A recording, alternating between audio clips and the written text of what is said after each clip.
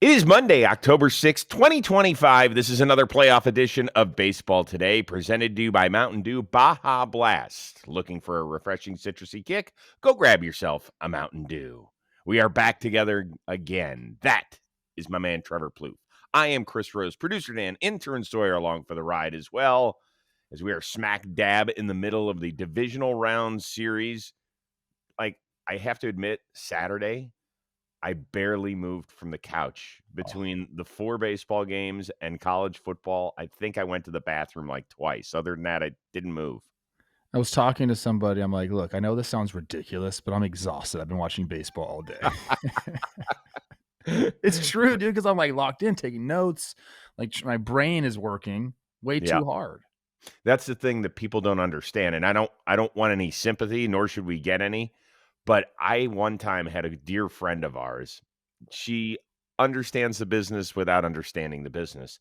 And I'm sitting there watching. I was actually watching a Twins game when she came over. It was, the middle of the season or whatever.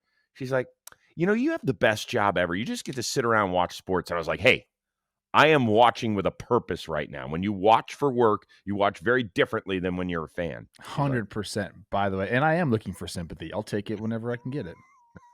Yeah. You know who needs our sympathy right now out of the gate? The New York Yankees, because they are getting spanked through the best-of-5 series. They head back to the States with their tail between their legs because the Toronto Blue Jays, those bats were going batty against New York pitching.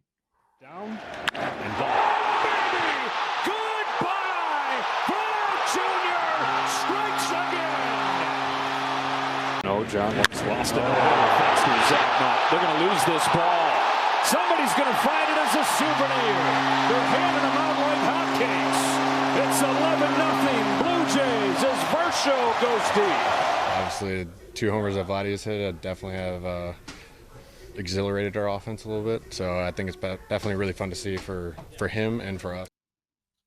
Yeah, that was the sounds of Dalton Varsho. First, the crack of the bat on a 4-for-5 2-homer day, and then him talking about the importance of Vladdy. And I want to start there because I think out of all the superstars that headed into the playoffs, we circle Aaron Judge, we circle Bryce Harper, guys that have really well, now Vladdy is a little bit in that category because he re-upped for $500 million at the beginning of the year. And we said, hey, listen, this is a dude that is going to be the face of the franchise. He wanted to stay there. He was born in Canada. He bleeds Canadian blue. And he has lived up to every bit of it. I think he has been such an offensive tone setter these first 2 games. I mean, absolutely. And I think we've been unfair to Vladdy over the years, questioning if he belongs in that category. And then, every time we do that, he backs it up. And same thing. Well, hold on. Here. Why do you think that's unfair? Because I don't think when you talk about the best hitters in the sport necessarily that he has always been there consistently. I don't think. I mean, in my mind, he hasn't, Chris, and maybe that's just on me. We went through that phase where we're like, okay, he's kind of been every other year guy. Where he might be this 900 OPS guy, but he also might be low 8s, and those are completely different hitters. Mm-hmm. But whatever your conclusion is, I mean, the guy's a superstar. I love that he's going to be in Toronto for his whole career. I'm assuming. I don't know how. Maybe he's going to play till he's 45. I don't know.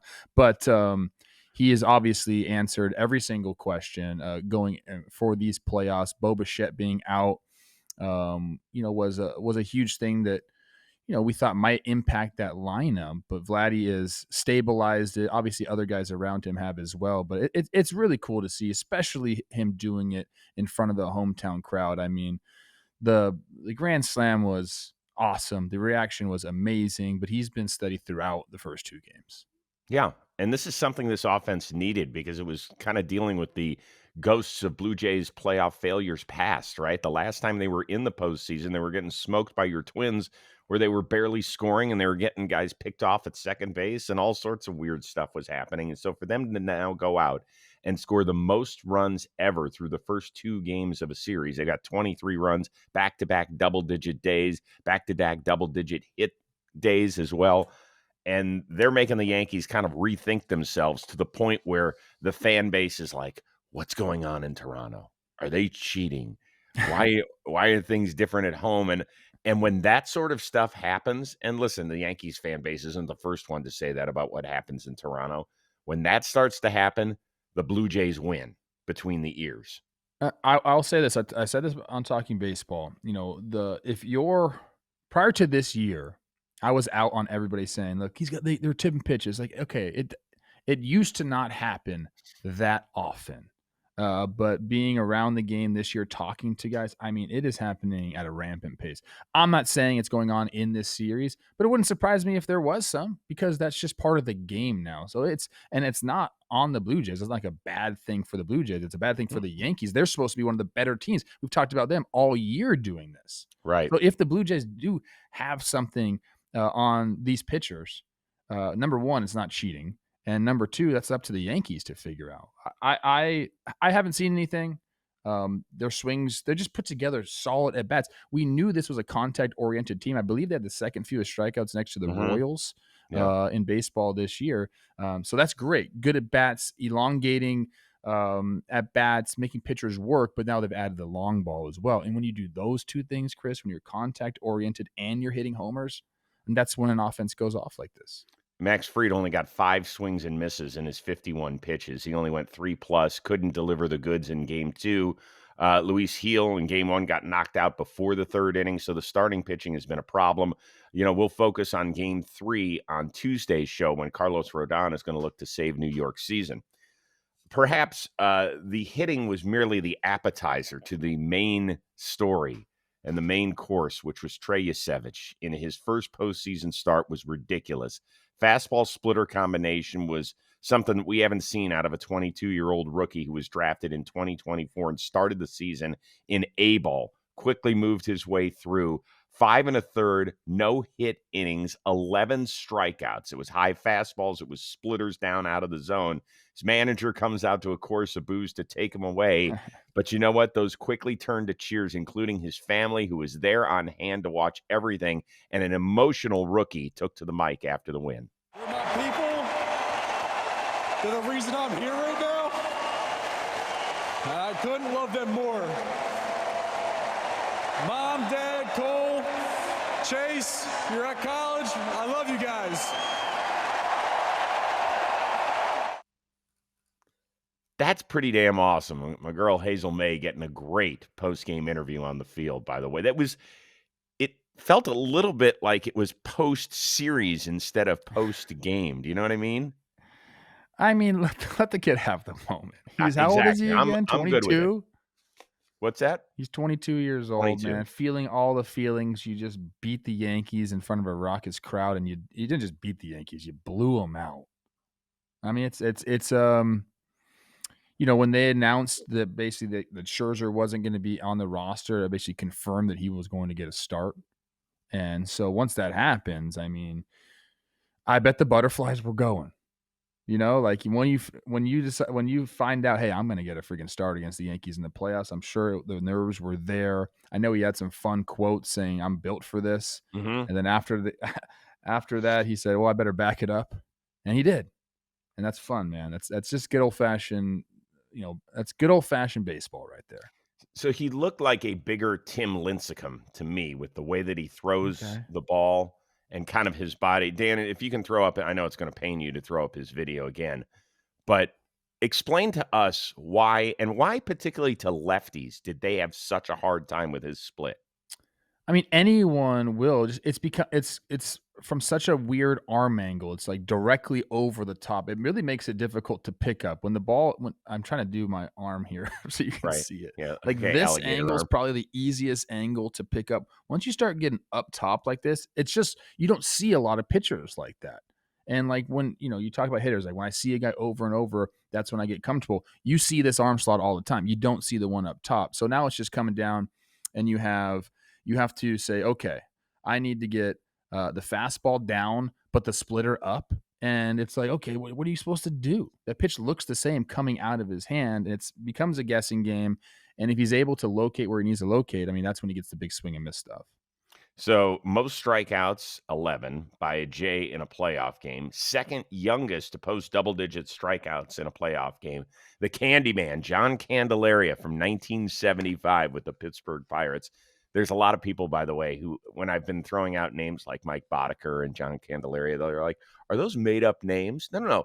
Listen, we're here to have fun, to talk about the sport we love, and also give a little historical context. We did play the game of baseball before the 21st century. Some of us actually lived through it and saw it as well.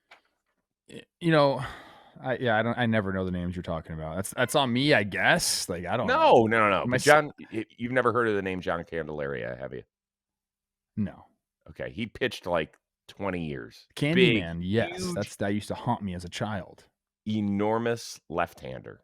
Enormous. Really tall, big guy, pitched forever. Okay, keep going. I know. I mean, I was looking at the pitch mix from last night compared to what he had just done, in his other 3 starts in the big leagues. There's not a huge sample size here. But splitter was definitely up 45% four-seamer and 37% split finger. It's been more of throughout the regular season. It was like slider and split were on the same level. And I think because there was some lefties in the lineup, that number was up. But it was working, so why not throw it? So now the Yankees have their work cut out for them. We'll get into the ugly numbers coming up in Tuesday's show. Once again, it'll be Carlos Rodon on the hill against Shane Bieber, who gets his first postseason start for the Toronto Blue Jays. Hey, today's episode, Baseball Today, it is sponsored by Mando. Fall is here. So football season, yard work, hunting trips, all in the docket. That's why you need to hear about Mando deodorant. Forget those colognes that just mask the stink. Mando blocks odor before it begins. It's 1 stick, 2 jobs. That's coverage through double overtime games, that weekend project, even those extra long pre-holiday shifts. You're good. It's not magic. It's science. It doesn't just mask odor. It prevents it. 100% of study participants experienced all-day odor protection. Now, Mando's starter pack, it is perfect for brand new customers. It comes with a solid stick deodorant, a cream tube deodorant, 2 free products of your choice. I like the mini body wash and the deodorant wipes, and free shipping. As a special offer for our listeners, new customers get 20% off site-wide with our exclusive code. Use that code, JMBaseball, at shopmando.com. 20% off site-wide and free shipping. That is SHOPMANDO.com. Please support this show. Tell them that we sent you. Mando's got you covered. Protect your pits. Smell great while doing it. Yeah. Get through that day. Phillies and Dodgers. Back to work is the early game on Monday, 6 o'clock Eastern. The Dodgers looked like they were down early, 3-0 in Philly. That crowd was going nuts, but they were far from out as we yell, Teo, Teo.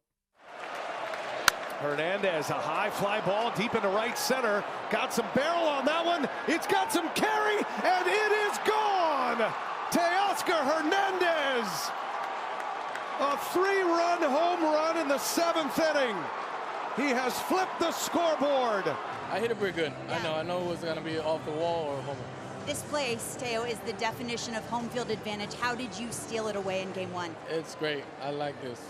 You like I like this. pressure. You could get used to I like this. pressure. Love the way the game was. The pressure, the fans. I love everything. He didn't really answer Lauren Shahadi's second question, but he gave a great answer anyway, because he just talked about how much he loved the environment, and it was rocking, dude. That is best of 5 series when you're at home, when you lose game 1, that is such a kick in the you-know-what. And the Dodgers, they just kind of stuck around, and they have so many guys that can provide that drama and that huge hit. And it's been Teo over the last few years that has done it. Yeah, he's been great for them in the postseason. I mean, they get down early. Shohei gives up a couple. Was it homers he gave up? Guys, long ago. It was that ball that got in between Teo. Teo Okay, I'm sorry. It was Hawkins. Realmuto's By the triple. way, Holy smokes, how does that happen? Teo's effort? Yeah. I don't know. Like, when I was watching that, the first thing I wrote down was, that's a bad look. After the game, he said it just got by him. I'm like, I don't know, man. I don't understand that at all. It's a moot point now because he hit the homer. Is it? Excuse me? Is it a moot point? Yes. You know what they say? Drive in more than you let in, Chris. Okay, and he's doing that. But I think, okay, so before we get to Teo and the homer, I mean, credit to Shohei for settling down, and he ends up going 6 and gets a quality start out of it, which is great. 0 for 4 Ks before his last at bat. I think he ended up walking at the end. But that was the thing. So in that inning, Matt Strahm comes in first and second, nobody out. He does his job. He gets Shohei looking. Shohei was in between pitches all night, just didn't look like he saw anything. Gets Mookie Betts to fly out to third base. So now you're like, okay, here he comes in. 2 outs, and then Teo, man, just a great swing, fastball up and away, stays with it. And as soon as he hit it, it's like, oh my gosh, like this is what we talk about with the Dodgers all the time, where they feel like it's inevitable that they're going to put up runs. Like they're never out of a game as long as they can keep the game close and like the bullpen can figure out a way. Like when you turn the lineup over like that, it's just scary. And to do that, to have to go through that top of their lineup 3-4 times a game. I mean, you're not going to go through it unscathed. It's just, is there going to be a homer in it? Like, are there going to be guys on in front of Teo, in front of Shohei? Like, can the back of the lineup get on base? And here they did. Pages with the single, Will Smith, who's obviously still hurting with the hit by pitch, but I don't know, man. That was a jaw-dropping moment to me when Teo hit that ball. Well, you're living a good baseball life when your first 2 pinch hitters for the game are Will Smith and Max Muncy. Yeah. Like, yeah, I'll take that bench. That's perfectly fine. Philly, to me, it feels like such a missed opportunity because they get the 3 runs early in the game and they can't. And they had traffic against Shohei and he just would not budge. He would not crack. And to get what they were getting out of Christopher Sanchez, he looked unhittable. Yeah. And then things started to fall a little bit apart, and the Phillies had to go to that bullpen, which I think they felt pretty good with going into September. I think they had figured out their lanes. I think the re-addition of Robertson, Keckering, Strahm, first lefty out of the pen almost always, and then Duran, they were like, you know what? With our starting pitching the way that it's been this year, and with those relievers, we're going to feel great. And you don't have time to make mistakes in a 5-game series like this. You just don't. You don't. And Sanchez was cruising in the top of the 6th there, still hasn't given up a run, gets the first 2 outs, but then Freddie, 2-out walk. Yeah. Edmund stays on a sinker, base hit to right field, and then all of a sudden you get the postseason guy for the Dodgers. Is it Teo or is it Kike? Well, it's Kike because Teo has become a $20+ million a year ball player. He has become a pretty consistent 800 OPS guy. I think the Kike Hernandez stuff, like it used to be kind of a running gag. Now it's just simply inexplicable. Trev, he was a negative WAR player this year. He had a low 600 OPS. His career OPS is 707. Do you know what it is in the playoffs? It's got to be like high 8s, low 9s. It's 880. Yeah. 880. And we're not talking about a guy who's played 15 playoff games. This dude has consistently been there throughout their last, 8-year run or whatever it's been. How do you explain it? Can you? Not really, other than once you have success, you start to feel confident in that situation. And then you just said, oh, this is my situation. And lucky for Kike, like his situation is the postseason. That's crazy. Like most guys, hey, it's a lefty coming in, or like certain guys, like, okay, I know I'm going to feel good against this guy. I know I see the ball well against this guy. Or maybe it's a park. I'm going to go in and I play really well here. Or maybe it's their birthday month. Or like like for Julio, it's the second half of the season. Like there are certain things throughout the league. If you see, it's just guys feel comfortable in those situations. They've had success, and they say success begets success. Kike has that in the postseason, which is probably the coolest, situation of what I'm talking about in the big leagues. And he gets in there, and Dave Roberts is saying you're going to play every day, no matter what.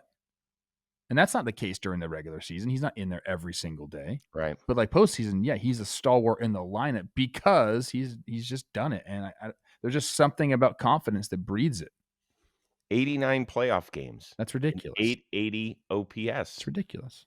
It makes you wonder why he's not a better regular season player. He's messing around too much, dude. I guess. Having too much fun. That's what it is. That's what it is. Lock it in, Kike. How much has he made? Let's go. Go ahead, give a guess. I haven't looked yet. So I'm checking his. He's Don't look played yet. now. He made his debut July 1st of 10 years in the 2014. show before this year. So Yeah. this is his 11th year. Okay. I don't think he ever got a big contract. I'm going to say 11 years. I'm going to say he's probably 50, 55. Sounds a little high for me. I'm going to go 47. I think he got a good 2-year deal from Boston, I want to say. And other than that, he hasn't. I'm going to say less than that, to be honest with you. I got it right now. You ready? Yeah, what is it? You should have stayed. It was 46.8. Oh, I didn't change it. I didn't, but yes, I didn't you change did. it. Yes, you did. I did not. That is a great guess. That was a great guess. I used to be great at the Price is Right. Showcase I would win showdown, showcases baby. all the time. Dun, dun, dun, dun. Did I ever tell you that Bob Barker obviously did that show for decades and decades.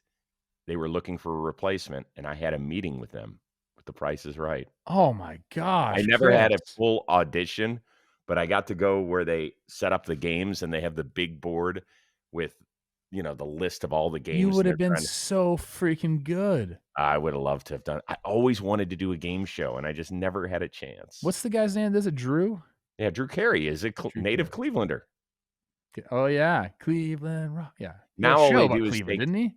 What's that? He had a show about Cleveland. He had a huge show. You know what he used to do? He used to take his entire staff from the show and fly them. He would rent out a 737 or whatever and take them on a vacation. Everybody on the crew. Good for that guy. That's pretty awesome. Do you know? We had him on Best Damn, but I don't think he would know who I am. Unless he's listening, if so, on Baseball Today. Of course he knows. Everyone freaking knows who you are. It's ridiculous, man.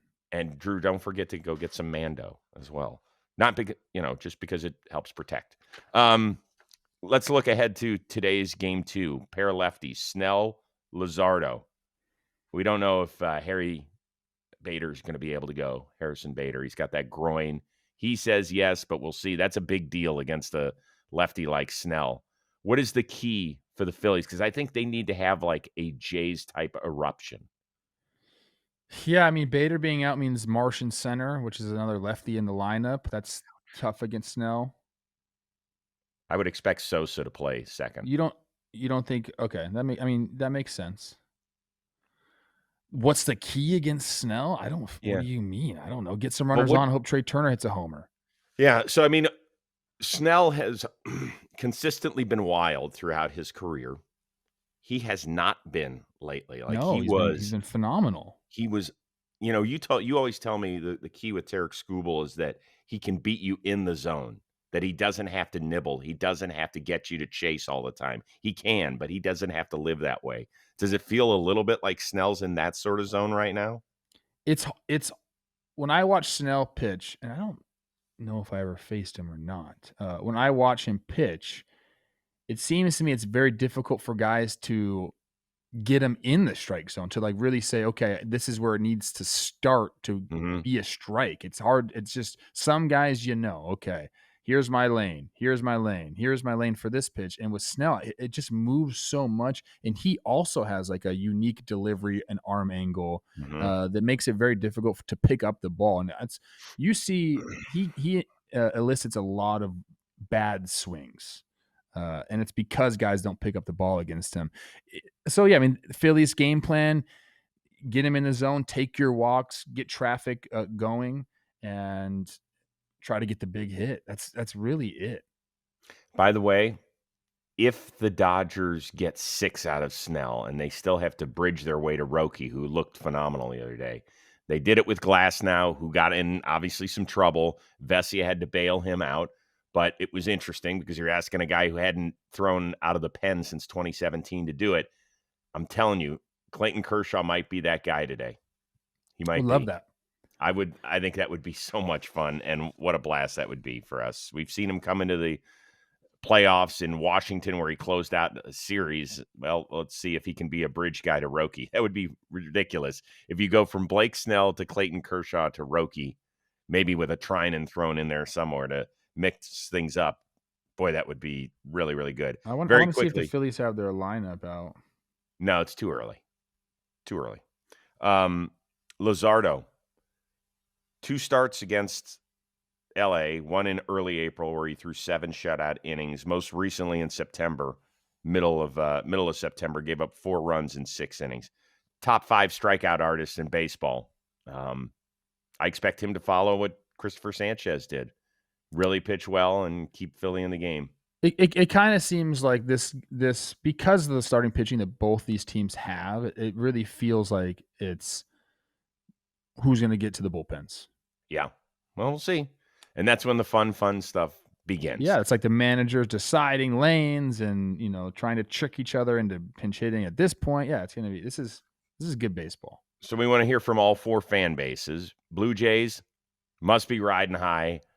How nice is it that you're kicking the butt of the New York Yankees, who's a team I know you wanted to square off against since you both had the same record as the best team in the American League? You obviously won the tiebreaker. Want to hear from Yankee fans. Where are you, headspace? Philly fans, same as you go into game 2 and really a must-win situation. And Dodger fans, holy smokes. You knew you'd have to go the long way this year through the wild card round and then be on the road for the first 2 divisional round games. How we doing? Let us know. That's simple. Hey, based on hundreds of millions of real-world tests, the experts at Ookla Speed Test have spoken. T-Mobile, now the best mobile network in all of America. So you can keep up with all of your Major League Baseball postseason action from the ballpark to the backcountry because T-Mobile has got the most advanced 5G, the most towers, and a signal that goes farther than ever. How often are you somewhere and you're like trying to hold up your phone? You're like, God dang it, I can't see the game because it's not coming in. Well, that does not happen with T-Mobile. So whether you're streaming the game out and about or you're checking stats on the road or you're experiencing ballpark perks with Magenta Status, you are ready to stay connected wherever your fandom takes you. Head on over to tmobile.com/network to switch on over to the very best network around. All right, let's shift back to the other National League Divisional Round series, and we are still hours away from that one. We don't know the availability of Jackson Chourio, who, on getting his 3rd hit of the first 2 innings of their Game 1 win over the Chicago Cubs, trying to beat out an infield single, which he did. That was the good news. The bad news was he strained his hamstring, the one that cost him several weeks during the season. Went in an MRI tube. They said it didn't come back clean. We don't think it's horrible, but there's definitely something going on. He went out, did kind of a 50% workout on Sunday. It doesn't sound great. If you were the Brewers, would you put him in the lineup if it's just – no, I wouldn't either.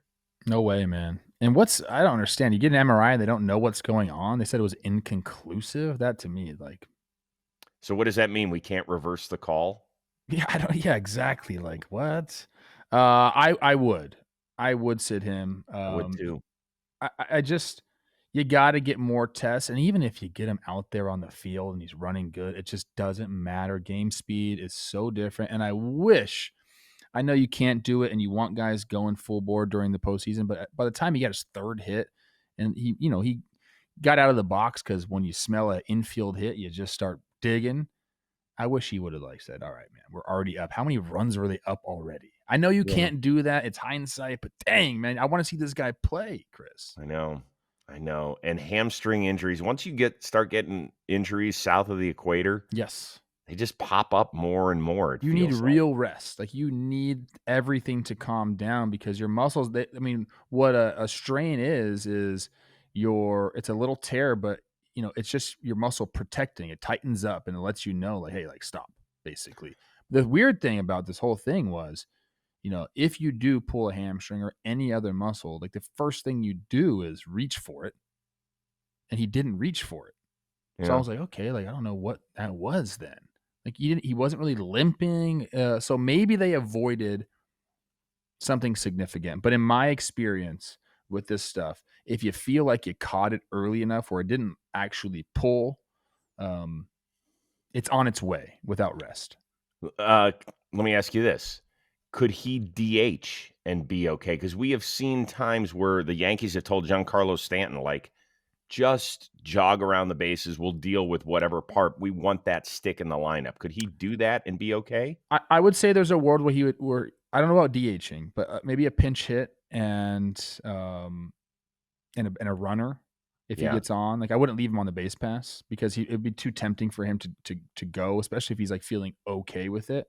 If you're going to sit him, I'd pinch hit him at best, and I would get him off the bases as quickly as possible. You got So just remember this, everybody. If you can't pull him off the roster because that makes him unavailable for the next round as well. That's the rule. So he's going to stick on this roster. We'll see. I think you have to be listen, you've already got one in the bag and you're confident in your team and you won games without him and you have a surplus of outfielders. Let's do the right thing. I don't expect him to be in the lineup at all. As for the rest of that game one win, the Brewers, so Bush ends up hitting the homer first at bat of the game against Freddie Peralta. You're like, oh, here come the Cubs. And there goes the Brewers' dream season. Well, little did we know the Brewers also got to hit in the first inning. And they really took it to Matthew Boyd, who was going on 3 days rest. They went back to back to back doubles to start it out. The way that they were swinging the bats, it made you wonder, like, holy smokes, do they have something on them or are they just killing it? Because they were freaking out of the gate, going, and had that joint jumping. Because, like, after 3 pitches, it felt like, well, the game's tied. And then after that, the avalanche just continued. We talked during the week. One of the things we made a point of, or maybe the main thing we talked about is, promise me you'll be ready the first pitch. When the bell rings, you're ready. You don't get a couple rounds to figure out whether or not you want to fight. Be ready in the first round. And I thought the guys were certainly ready. For those of you that are audio only, Murph brought up, apparently he's a kindergarten teacher in the off season. So he had a bunch of kids, a couple of whom I think are his own and maybe some friends, or I don't know who else is around. Those kids need to go away till the series is over, because I want Murph to say, he needs to say something like this. I told our guys they better be fucking ready from the first pitch on. That's what I need. I don't need the censored Murph. So either let's earmuff the kids or let's get them off to the side. Murph is a renaissance man. He can do it all. He could be that guy that you want, the ornery guy that sits self-free like early on in the year and is pissed at his team, and he can be sensitive and eat pancakes out of his pot. He's a character, man. He is a character. But they were ready, Chris, and they were swinging early, and they were all over Boyd, and it was shocking to see them come alive and to put up those runs like that. And honestly, I would have got Boyd out of there faster if I was Counsell. Like, this game was going sideways quick. I would have got him out in a hurry because like he already is pitching on short rest. Yes, which we'll get into. But I don't know, man. I just think if you see him getting beat up like that, get him out because you're going to need him again this series. You're right. Nico Horner's air turned it probably so what, dude? Like, he was getting nailed. He was getting blistered. And I know if Nico Horner makes that play, and this is a big if, because you hate living in the if world in the playoffs, you expect the Gold Glover to make that play. Sure. Maybe it's 2-1 Milwaukee instead of what it ended up being. So, but good for Milwaukee. We said, what did we say one of the keys was before the series? They've got it. They don't have to go homer for homer with the Cubs, but it's got to be relatively close. Well, game one, it was 3-0 Cubs in the homer department, I believe. And the Brewers had 4 doubles and used their legs and smashed the ball all over the yard. So they were like, hey, Rose and Plouffe, you can take that and you know where you can shove it. We should have said slug. We should have said slug and not homer. Slug. Yeah. Good. That's all encompassing, Chris.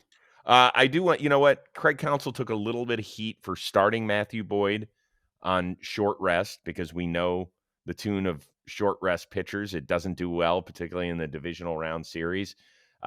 Here's Counsell. He got a little snippy after the game. Yeah, I mean, we picked Matt Boyd to pitch. I don't know what to say. He pitched. He pitched. It didn't go well. We got to make decisions. We went with Matt. We're very comfortable. I was very comfortable putting Matt Boyd on the mound today. Whole organization was comfortable putting Matt Boyd on the mound today. What are you laughing at? The last line? Yeah, like he's like, hey, it wasn't just me. Right. MFers, like, we talked about this. You know, it's funny, man. You go from managing, the chippy underdog Brewers to the big bad Cubs. I think your demeanor changes quite a bit in the way people think about you and talk about you. And I feel like, he's starting to feel that a little bit. Success is great there, but when you start to lose and you got beat like that by the team that you left, I'm sure he's hearing it from all sorts of angles. I don't know. I suppose they could have gone full bullpen in that game because Boyd, let's remember, he started game 1 Yeah. against the Padres. He was up to try and close game 3. Yes. And then he threw again on Saturday. I know guys throw in between starts, but usually not when there's a possibility that you can start game 3. I know or game 1 of the next round. I know his season was on the line. They were doing everything they could to scratch and claw against the Padres in that 9th inning to make sure their season continued. So I understood getting him up, but yeah, listen, can we be honest here? That Cade Horton injury fucked them in the worst way possible. It hurt a lot, Chris. I don't think people realized how good he was. The best pitcher in baseball in the second half. Do you think he would have started game 1? He would have started game 1 in the divisional round series. No. Of the wild card series. Yeah, game 1 of the wild card series, then Boyd, and then Ashota. So you would have had Tyone for this one to open it up and then kind of went back to it. It's a big difference. It's a huge difference. Yeah, and Matthew Boyd did not pitch well the last 2 months of the year. Hey, the Brewers lost Brandon Woodruff. So, we can talk about this all you want. Injuries happen. It does suck. It's fine to mention it, but at the same time, you got to figure it out, man. No, you're 100% right. And the Brewers earned their right to be in the divisional round series and get the bye. So for all these people who are like terrified of the bye, we don't stay sharp, we can't carry any momentum. Well, this is exactly why you love the bye. Go ask the Yankees if they would rather have been able to stack their pitching or if they would have had to go back to Luis Gil to start game 1 of a divisional round series. Yeah, remind me next year when we're talking about do you want the bye or not to shut the F up. Yeah. Okay. You want the bye. Yeah. Bryce Harper said as much over the last 2 weeks of the year. He goes, I don't understand what all these nut bags are thinking. Like, you want the bye. You want to win the wild card series. You don't want to put yourself at risk of not winning. Sure, it's great if you get a little momentum and all that stuff, but that ain't how it rolls. Yeah. No. All right, so game 2, Brewers are actually going to go with an opener. Aaron Ashby against Shota, who the last time we saw him pitch, Kittredge was the opener for him in game 2. Do you like the left-handed opener for Milwaukee? I do. I think it's a smart move. You got Bush, who's a lefty. You got Kyle Tucker, who's a lefty. So you get those, 2 out of the first 3 guys you face. You got a nasty lefty approaching them, and then you can bring in a plethora of different guys. Probably going to be Quinn Priester, but they could go full bullpen game depending on what Murph wants to do. I like it in the postseason. I think it makes sense.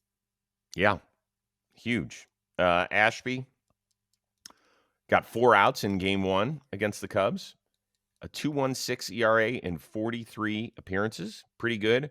Quinn Priester, we talked about him during the year. What a find of all finds, right? I mean, he was supposed to be a dude in Pittsburgh, didn't work out there, got shipped up to Boston and got turned around quickly to Milwaukee, ended up 13-3 with a 3.32 ERA.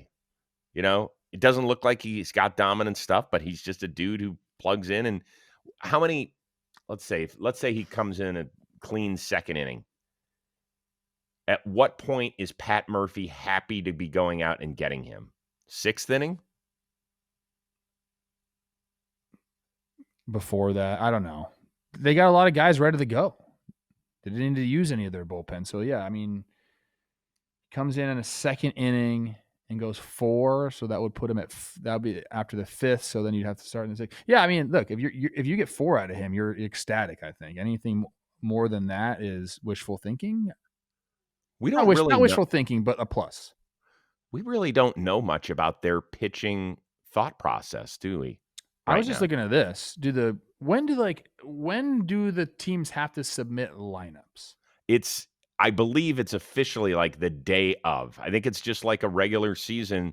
So why wouldn't Counsell just put Tucker back in the 5 spot? I mean, he could. And say, okay, you're going to get. Let's keep Bush number 1 because he's been our best hitter, and like he's a tone setter.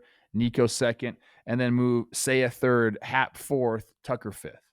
Then it takes Ashby's platoon advantage completely away. I just don't know if he does that, then does Quinn Priester start? Like, how does that happen? You know what I mean? Yeah, I get it. This is another area where the game has changed and the gamesmanship has become so severe. Back when I was watching this as a kid, it would be fun to figure out the pitching matchups going into a series because there was no such thing as an opener. Like you knew you would need 6 innings out of your guy in the playoffs to have any sort of shot. I mean, the thought of mixing and matching starting in the 4th inning, that was ridiculous. If you lost your starting pitcher in the 3rd or 4th inning, you had thought you'd have no shot and you're on to the next day. Here, you're trying to strategize the right way. If you look for just the Wednesday matchups where we could have 4 games, depending on what happens in that Yankees-Jays series, where we could have 4 series going on, only the Tigers, Yankees, and Dodgers have announced their starting pitchers. So out of the 8 starting pitchers, 5 of them are undecided. And in the Brewers and Cubs, it doesn't even say undecided. It's just blank right now on the ESPN schedule. That's great. I guess if you stack the lineup with righties like that, that's detrimental to you later in the game. You'd want to go more balanced. Yeah. I get it. Which he might do in general. He might just move Tucker in back of Suzuki. That would change everything. I like that. Playoff season, it's here. So whether you're at a watch party, a tailgate, or hanging with friends after the game, nothing levels up those moments like the refreshing tropical lime kick of Mountain Dew Baja Blast. Baja Blast. It's absolutely legendary. It is now available everywhere. So grab a can, grab a bottle, bring that tropical flavor to your next watch party. So this postseason, when you're out hanging with friends, you're rooting for your favorite team, you're grabbing food late night after the game, or to fall tailgate, grab something that will help tie it all together. It is Baja Blast. Don't wait. Grab Mountain Dew Baja Blast today. Tasty tropical refresh that takes every occasion to the next level. Find it now at mountaindew.com/finddew. All right, last series we want to talk about, the Mariners and Tigers. They actually split the first 2 up there in the Emerald Series. 2-2 game on Sunday night. Late going, Julio comes to the rescue. Line drive, down the line, that's a foul ball, and the Mariners take the lead. Julio Rodriguez has come up clutch yet again. It was huge. After I hit it, I kind of looked around a little bit. I could see everybody jumping around, and that made me feel really good. It was an awesome moment. By the way, they fonted him on that Jorge Polanco. Did you see that? Oh, I didn't see it. No. Yeah. Although he was a star of the game with 2 homers against Skubal, that was not Jorge Polanco. That was Julio Rodriguez, who now has an extra base hit in 5 straight postseason games dating back a few years. It's nice when the stars come up big, isn't it? I mean, for the Mariners, that was the story of game 2. I mean, Cal getting on, Julio driving him in as the entire stadium is chanting his name. That was awesome, Chris. That was great. And so huge. I mean, it played out almost exactly like the first game did. Yeah. And I guess credit Dan Wilson for learning from his mistakes. Yeah. Although I know it's his first time managing in the postseason, but he played in enough games as a player. And I know the game has obviously changed since he was behind the dish for those really good Seattle teams. But how in game 1 he pitches to Kerry Carpenter with a base open, knowing his history against George Kirby, and Carpenter clicks him with some of the best video we've seen this entire postseason from the ump cam. How in the world does somebody not tackle him or say something and is like, look, we've got 2 lefties in the bullpen. You do one of 2 things. You either walk him or you go get one of those guys that throws with the other arm, because George Kirby's not throwing a pitch to him. I talked about this with Jake on Talking Baseball. I have no idea how you do it. And like you said, he learned from his mistake. Game 2 brings Inspired to face Carpenter, but it's not just Carpenter. I mean, it's Riley Green too. I mean, Right. he had people warmed up. He had an open base. There was everything saying make the move, and he didn't do it. And look, there's a lot of times I like trusting your starting pitcher. We just talked about, like, back in your day, whenever it was, 1920s, like you trust the starting pitchers. This is the playoffs, man.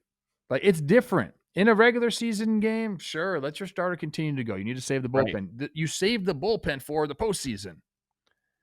I don't know, man. Like I said, they were warm and the base was open. Incredible decision. And we put that out a tweet, and I was like, man, I think we labeled it like could have cost them the series, and Mariners fans are now chirping at us for that. But like the point Well, was, by the way, it still could. yeah, they stole a game.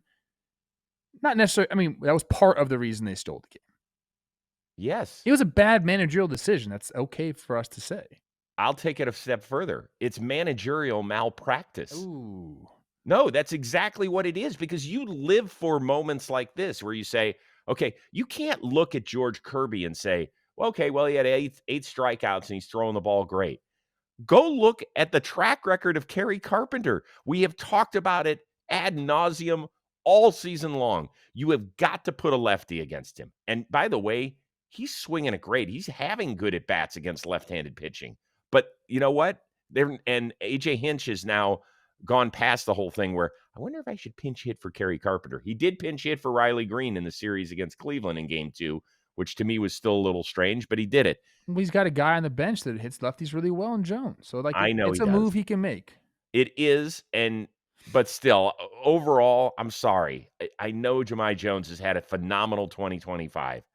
But if I had told you a year ago at this time that Jahmai Jones would be pinch hitting for a guy like Riley Green or maybe Kerry Carpenter in the playoffs, you would have been like, somebody drunk, because that is not a possibility. I mean, in today's game, we're seeing that. Rob Refsnyder's a lefty killer. He's going to play for a long time because of it. If Jones can figure that out and be that guy, like he's maybe he he's can. going to have a job. I do want to say this, and now I've lost my train. Oh yeah, Justin Morneau, MVP 2006, colleague of mine, always talks about he's so thankful that he got the opportunity to start to face lefties. It didn't happen early on in his career, but he started to earn the right, and then Gardy, allowed him to face lefties during the year, and it made him a better hitter because of it. When do we see that happen with Kerry Carpenter? I know the numbers aren't pretty. It's like a low 6 OPS against lefties career-wise. But if he's going to be your guy, like, expose him a little bit to it during the regular season. Let's see if he can make adjustments. Let's see if he can do it, because we don't even really have a season's worth of at-bats to see it. We're working on the tiniest sample size possible because you just don't allow it. To me, that's what this Tigers team needs to do next year with him. Let him see some lefties during the year, and not 60, 70 at-bats. Like, let's go. Like, let him face those guys, because he's only going to be better for it. It's either two things are going to happen. It's either going to affirm what you already know and like, okay, like, he can't hit. Can't do it. Or two, he's going to get better. Yeah. So, like, to me, it's a win-win if you let him face lefties during the regular season. I remember, I don't know exactly how long he was out, but he was banged up a little bit. But they should have done it when they had that enormous lead in the division. Like, started figuring out stuff in early July for October. How about in spring training, send him to the backfields and get a bunch of minor league lefties to throw to his ass? Like, let's go, man. Interesting thought. How about your old teammate, Jorge Polanco, clicking Scooble twice? Huh? It was awesome. I mean, he got a couple of really good pitches to hit right there. That's the thing. He got Scooble in the zone. That was a 2-0 slider that he was just kind of on the fastball, but it caught a lot of plate. They had a great ump cam for that one. You could just see that slider started out. He saw it right away, and it just ended up middle of the zone. He clicked him. And then the next one was a 3-2 fastball, and he had already laid off some really good changeups in his at-bats. And I said this with Jake last night. So you lay off a changeup, 3-2, Scuba's not going to go there. You already clicked him with a slider. I think Jorge was sitting dead red fastball, got one middle in and turned on it. Those are just those are the at-bats that, you need from a guy in the postseason. I mean, that changed the entire game. Scoobs was nasty. That's the only 2 runs he gave up. That's it. He's just so damn good. Yeah. But Detroit fans are probably sitting here going, all right, 1-1's great. Back to our house. We haven't had a playoff game yet this year. That place is going to be rocking. We're going to feel good. We'll play the type of ball we do. We'll finish things off and move on to the ALCS. But if they don't, they're going to say, man, we had a 1-0 lead and Skubal on the mound. You get Skubal again, Game 5 back in Seattle. And not like they had great success against him, but they've beat him.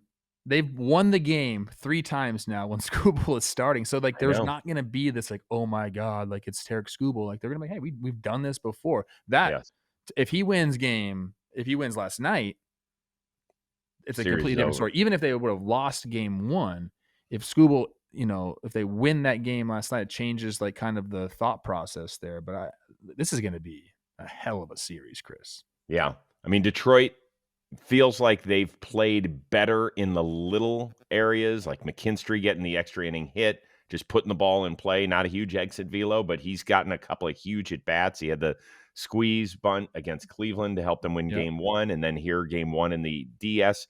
And also defensively, I do want to harp on one thing before we move on, and that is Julio's base running in the 8th inning of Game 1. They have first and second in a 2-2 game, and they have Detroit seemingly on the ropes, and there's a ball that's hit towards second base, and Julio, for some reason, did not stop.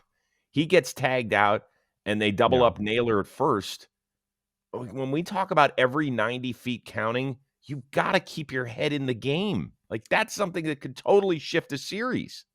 I think he thought Baez was going to continue to go through the ball and he'd be able to sneak behind him. I think that was a thought process. If you see right here, it's the chopper. I think he thought Baez was going to continue to go instead of wait on it. So he just had a misread on the velocity of the ball off the bat, I guess. And then Baez, he can do that. He can play some freaking defense. Yeah, he can. Did you think they got the call right? Yes. Maybe I just wasn't close enough to the TV. I never felt like I saw a definitive angle of him actually having the ball in his glove. Oh, and not a separation of his glove and his hand. I guess there it is. Shut up, Trevor. There it is. I was watching this. I never saw that angle. Maybe I missed it. I don't know. Exhibit A, Your Honor. Yeah, I'm done. There you go. Put me in jail. Mariners Tigers fans, how we doing? 1-1 going back to Detroit, and we're on Naylor baby watch, by the way. His wife is what's he supposed to do during the playoffs? Leave. I guess. What do you mean you guess? I mean, shoot, dude. Baby number 1? I know. If it's baby number 2, you don't go? No, you leave. Bad timing, Josh. What are we doing, man? Yeah, that's... Maybe he didn't expect to be in the playoffs. Let's literally maybe shoot for November. Maybe when he was with the Snakes, he didn't expect to be in the playoffs. He got traded. He knew, hey, honey, I don't love our team this year. Let's go for it. Let's go for it tonight. Honey, what if you get traded? It's not happening. Every single Major League Baseball baby is born in December, January, February. Just go check. It's hilarious, dude. That's incredible. Wait, your kids? Mine, my daughter was November. I played for the Twins, Chris. I could have my baby whenever I wanted. Okay? We're good whenever. All right, congratulations, Skip Schumacher, the new Texas Rangers manager. Feels like a right fit? Yeah, I mean, this feels like... I mean, he was in the organization already, correct? Yeah, he was an advisor. So it seems like you got an aging manager in Bochy. You bring in Skip to learn the system. Seems like a very logical fit. And I'm happy, even though this was probably the plan all along. I like that they struck early because there's a ton of managerial openings. Mm-hmm. So if you think you're the belle of the ball, hey, this is a great opportunity for a manager. Hey, there's a bunch out there. How many more? I think there's 7 more openings. Yeah, that's ridiculous. Yeah, this is a good fit. The interesting thing is, right, this is a team that was in it until the last couple of weeks, finished 81-81, had substantial injuries in both the starting rotation and everyday ball players, i.e. Seager and Simeon. They have $152 million committed to just 6 ball players and an abundance of free agents on this team. It'll be interesting to see which way ownership wants to go in the offseason because they've got aging players that are still very good, but are also very fragile. I mean, there's some contracts you're just not going to be able to get out of. So to me, that says like the ARB guys are going to be the ones that you have to make those decisions on. Interesting. You'll have the big dogs, and then you'll have like league minimum players. And I don't love that formula, to be honest with you. But it's not a great formula. If that's like the hand that you're doing, because doesn't Jock have it's like almost a $20 million. He's got a player option, right? Yeah, he's not leaving there. I wonder if they just eat that. I mean, you still got to pay it. I know you have to pay it. Yeah. Yeah, but you don't want. It's hard to take up a roster spot with a guy who didn't produce for that amount of money and doesn't give you anything other than being a DH. Yeah, that's tough. Well, we'll see. Good decision though in the Skip Schumacher. All right, so who are your winners in the NLDS Game 2s on Monday? Both series 1-1? I don't know, man. The Dodgers are I want them both to be 1-1. I think these are really, really good series, good matchups. Shohei's not going to go 0 for 4 with 4Ks. Mm-mm. You know what I mean? He could just be the absolute difference maker. And if Bader's not in there, I think maybe the Dodgers go up 2-0. I think both series might go 2-0. It's not set up well for the Cubs or the Phillies right now. Phillies a little bit better. Bader stinks, but it's not set up well for either of those teams. I got Phillies winning because I have them winning the whole thing. And this thing, I think, will go back to Philadelphia for Game 5. So I got Philly winning. I got Milwaukee taking a 2-0 lead down the road to Chicago. But let us know where you're at. What's Bryce Harper done against Blake Snell? Do we have those numbers? I can get them. Yeah, you can get them very quickly. In fact, I'll help you get them. Hold on. I'm getting it right here. Hold on. I'm getting it right here. Stop. No, I'll get it faster. Bryce Harper is 2 for 13 with a homer. 2 for 13? Yep. 697 OPS. Yep. One homer. He's got to be a guy. 6 strikeouts against him. Oh, I have 1 for 11 with a homer. Well, I got 2 for 13. That includes the postseason then. Who knows? Okay. Probably. All right, we're back at it again. We're going to have a very early edition out on Tuesday. So if you're an East Coaster and you like to have us on the commute, make sure you book it, get it ready. Hit a thumbs up. We like those as well. Subscribe, the whole bit. Please do all that. And also quick shout out to our friends over at Nike because we got an awesome new partnership with them. Go check out our affiliate link in the description below to shop amazing Nike gear. Go get swooshed out, as we like to say around the office. For our one-of-a-kind producer, Dan Rourke, our awesome intern, Sawyer, that is the uber-talented Trevor Plouffe. I am Chris Rose. We will see you Tuesday for another playoff edition of Baseball Today, presented to you by Mountain Dew.